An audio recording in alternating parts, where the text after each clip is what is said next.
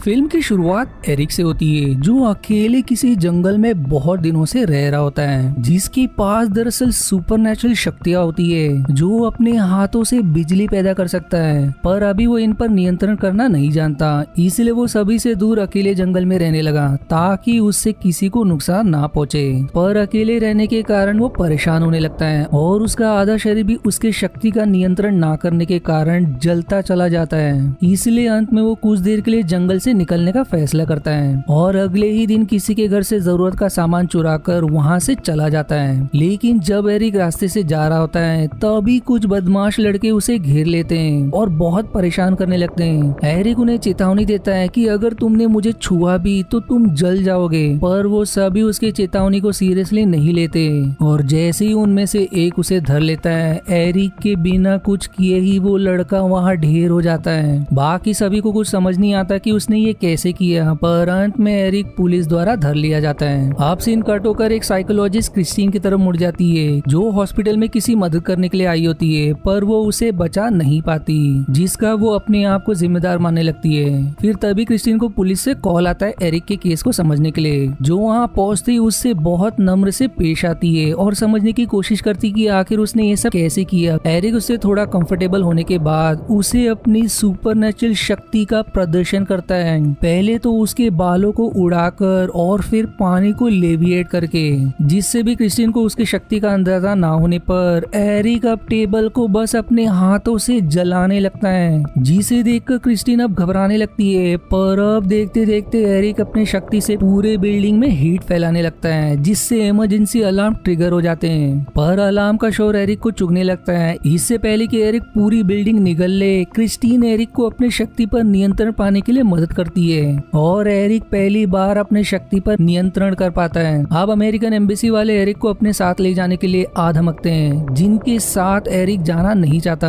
Christine उन्हें रोकने की कोशिश करती है क्योंकि एरिक उनके लिए खतरनाक हो सकता है, पर वो एरिक को बेहोश करके अपने साथ ले निकलते हैं। पर उनका दुर्भाग्य कि बीच रास्ते में ही एरिक को होश आ जाता है और अपने आप को बंदा देख वो घबराने लगता है। एम्बेसी के लोगों में से एक हैथवे उसे शांत करने की कोशिश करती है, पर इसका कोई फायदा नहीं होता क्योंकि अब हेलीकॉप्टर के चारों ओर अब आंधी आने लगती है और देखते ही देखते आसमान बिजलियों से गड़गड़ाने लगता है, जिसमें से एक हेलीकॉप्टर को जा लगता है, जिसके कारण जिन्होंने भी हेडफोन्स पहने थे वो इलेक्ट्रोक्यूट होकर वहीं भगवान को प्यारे हो जाते हैं, जिसके बाद सभी पानी में क्रैश कर जाते हैं। और एरिक अपने आप को कैसे तो छुड़ा लेता है और हैथवे को भी वहाँ से निकाल लेता है। इस घटना की जानकारी न्यूज में फैल जाती है, जिससे क्रिस्टीन को एरिक की फिक्र होने लगती है। इधर उसी लड़की के पिता, जिनकी अनजाने में एरिक ने जान ली, वो उसे हंट करने के लिए निकल पड़ते हैं, पर भाग्य से क्रिस्टीन एरिक को एक पार्किंग एरिया में खोज निकालती है। वहीं करीब पुलिस भी उसके खोज में लगे होते हैं, इसलिए क्रिस्टीन एरिक को अपने दोस्त के फार्म हाउस ले आती है।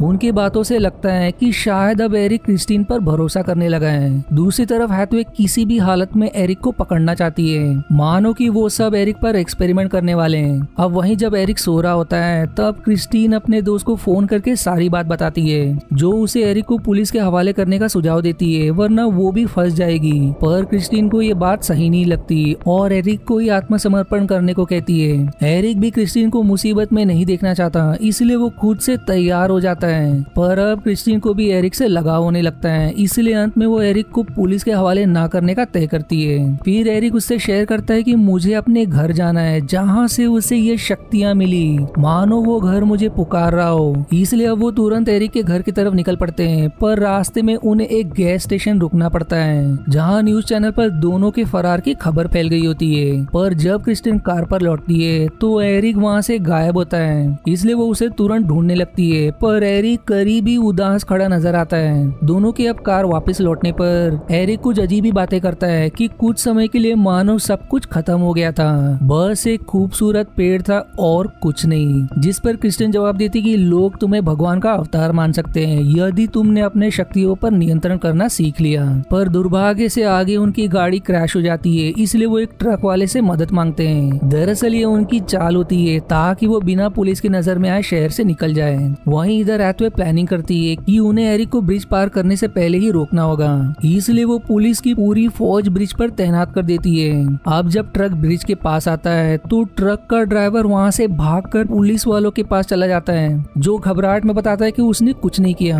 सभी पुलिस वाले एरिक और क्रिस्टीन को ट्रक से बाहर निकलने की विनती करते हैं और एरिक चुपचाप वैसा ही करता है। वहीं क्रिस्टीन सभी को शूट ना करने का विनती करती है, जिसके बाद पुलिस एज रूटीन क्रिस्टीन को जमीन पर गिराकर उसे बंदी बनाने की कोशिश करते हैं। एरिक उनसे बहुत विनती करता है कि क्रिस्टीन ने कुछ नहीं किया, उसे छोड़ दो, पर वो उल्टा ही एरिक को शूट करने की धमकी देने की बहुत बड़ी गलती कर बैठता है, जिससे एरिक का माथा सनक जाता है, जिसके बाद अब चारों ओर का वातावरण एकदम बदलने लगता है। क्रिस्टीन फिर भी एरिक को शांत करने की कोशिश करती है, पर तब तक देर हो चुकी होती है और अब देखते ही देखते ब्रिज पर बिजलियों की बारिश होने लगती है, जिसे देख सबकी हालत पतली हो जाती है और डर के मारे सारे भागने लगते हैं। पर भाग्य से एरिक कुछ समय के लिए शांत हो जाता है, पर दोबारा पुलिस वालों के कहने पर अब उसे और भी गुस्सा आ जाता है, जिसके बाद अब एरिक के चारों ओर बिजली फटने लगती है, जिसे देखकर पुलिस वाले दुम दबाकर भागने लगते हैं। वहीं कुछ लोग एरिक की वीडियो निकाल लेते हैं, पर इसके बाद एरिक कमजोर होकर वहीं बेहोश हो जाता है और पुलिस वाले उसे हॉस्पिटल ले जाते हैं। ये वही पुलिस ऑफिसर्स होते हैं जिन्होंने क्रिस्टीन को कांटेक्ट किया था एरिक के केस के लिए। उनमें से एक कहता है कि मैंने हमेशा भगवान पर विश्वास किया है और यदि ये भगवान का ही अवतार है तो मैं इसका जरूर मदद करूंगा।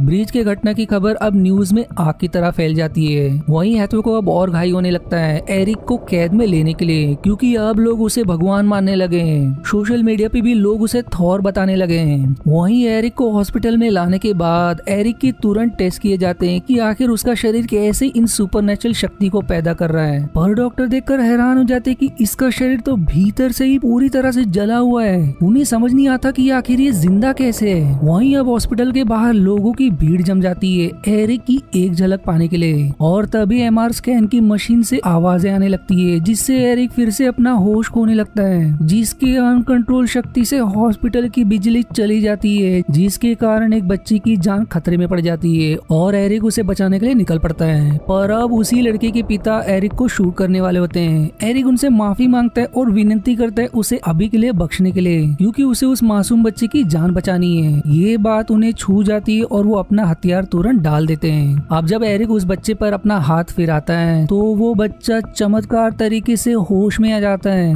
मानो एरिक सच में साक्षात भगवान का ही अवतार हो। एरिक अब हॉस्पिटल से बाहर निकलता है जहाँ लोगों की भीड़ लगी होती है। एरिक सभी लोगों से मिलता है और अब सभी फार्म के लिए निकल पड़ते हैं जहाँ से एरिक को शक्ति मिली थी। रास्ते में ऑफिसर क्रिस्टीन को एक किताब देते हैं जिसमें एरिक के घर का राज लिखा होता है कि जिस दिन कई देवता स्वर्ग में चल बसे तो 2 देवताओं की राख से उस फार्म को बनाया गया ताकि दोबारा जीवन की शुरुआत हो सके। वो सब अब उसी फार्म पहुंचते हैं। एरिक थोड़ा समय के लिए अकेला रहना चाहता है, इसलिए से वो दोनों आगे चले जाते हैं। एरिक अपने पुराने घर के करीब आता है जो पूरी तरह से जला हुआ होता है। वो अपने कदम धीरे धीरे आगे बढ़ाता है, पर एक जगह वो एकदम से गिर जाता है और उठ नहीं पाता, मानो वो जगह उसे अपनी तरफ बुला रहा हो। ऑफिसर्स और क्रिस्टीन एरिक को वहाँ से हटाने लगते हैं, पर तब तक हैथवे अपने एडवांस फोर्स के साथ पूरे एरिया को घेर लेती है और कुछ भी गड़बड़ होने पर एरिक को वहीं ढेर करने का आदेश भी देती है। पर ऑफिसर्स वहाँ अब खुदाई का काम चालू कर देते हैं जहाँ से उन्हें एक रहस्यमय गुफा मिलती है। वो एरिक को बाहर रुकने को कहते हैं और बाकी सब उसमें प्रवेश कर जाते हैं। अंदर की दीवारों पर प्राचीन भाषा लिखी होती है जहाँ उन्हें वही पेड़ मिलता है जैसे एरिक ने बताया था। ऑफिसर्स बताते हैं कि ये वही पेड़ है जहाँ से जीवन की शुरुआत हुई थी। उनकी नजर वहीं पड़े एक डब्बे पर पड़ती है जिसे खोलने का कोई जोखिम नहीं उठाता। वो सब अब एरिक को बुलाते हैं। क्रिस्टीन एरिक को सावधान बरतने की विनती करती है। एरिक अब धीरे धीरे गुफा के अंदर प्रवेश करता है और पेड़ को देख उसकी खुशी का ठिकाना नहीं रहता, पर तभी उसका हाथ अपने आप उस डब्बे की तरफ खींचा जाने लगता है। एरिक अब उसे तुरंत खोलता है और बाकी सबको वहाँ से जाने को कहता है। उस डब्बे में से एरिक को एक दस्ताना और एक हथौड़ा मिलता है। ये सारी चीजें दरअसल नॉर्स मिथोलॉजी के भगवान थॉर की चीजें होती है, यानी कि सच में एरिक भगवान का ही अवतार है जिसे देवताओं ने चुना है। एरिक तुरंत क्रिस्टीन को इसकी खबर करता है और जब जैसे ही एरिक हथौड़े को आसमान की तरफ करता है तो अब हर जगह बिजली फटने लगती है, जिससे वो अपनी शक्तियों को नियंत्रण भी करना सीख लेता है। वो जब वहाँ से बाहर निकलता है तो बहुत से लोग एरिक से मिलने आए होते हैं, पर निर्दय हैथवे एरिक को शूट करने का आदेश दे देती है। पर दुर्भाग्य से गोली क्रिस्टीन के सर जा लगती है, जिससे उसकी उसी पल मौत हो जाती है। हैथवे ने ऐसा करके धरती पर मौत को दावत दे दिया, क्योंकि एरिक का गुस्सा अब आसमान में साफ नजर आने लगता है और हर जगह भयंकर बिजलियां गिरने लगती है। हैथवे में फिर भी चूल मची होती है कि वो फिर से एरिक को मारने का आदेश देती है, पर एरिक जो दरअसल एक भगवान की तरह ही है, उस पर गोलियों का असर नहीं होता। वो अपना हथौड़ा दूर फेंक देता है, जो अपने आप थॉर मूवी की तरह उसके पास लौट आता है। तिल मिलाया एरिक सभी पर अपना गुस्सा बरसाने लगता है, जिसके कारण कई लोगों की अनजाने में जान चली जाती है। जिसके बाद एरिक वहां से भाग जाता है और अब एक और बार फिर से वो घटना वायरस की तरह फैल जाती है कि भगवान के अवतार ने अपना कहर दिखाया और कई सारे लोगों की जान भी चली गई। जिसके बाद ये मूवी इसी इनकम्प्लीट एंडिंग के साथ समाप्त हो जाती है। अब ये मूवी आखिर था क्या? दरअसल ये मूवी नॉर्स मिथोलॉजी के भगवान थॉर पर आधारित है, जिन्होंने अपनी शक्ति एक साधारण इंसान को दी थी, जिसके बाद से लोग उस इंसान को भगवान की तरह पूजने लगे। पर इंसान में भावनाएं होती है, चाहे उसे कितनी भी बड़ी जिम्मेदारी दी जाए, वो एक ना एक दिन अपने भावनाओं में बह जाता है और खुद को नियंत्रण नहीं कर पाता।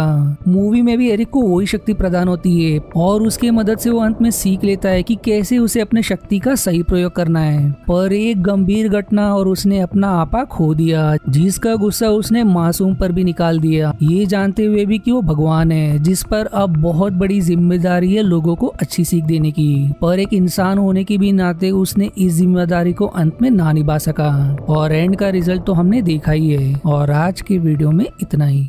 आशा है आपको मेरी एक्सप्लेनेशन पसंद आई। यदि हाँ तो प्लीज वीडियो को लाइक करना और चैनल को सब्सक्राइब करके सपोर्ट करना ना भूलें। मिलते हैं अगले एक्सप्लेनेशन वीडियो में, तब तक के लिए धन्यवाद दोस्तों।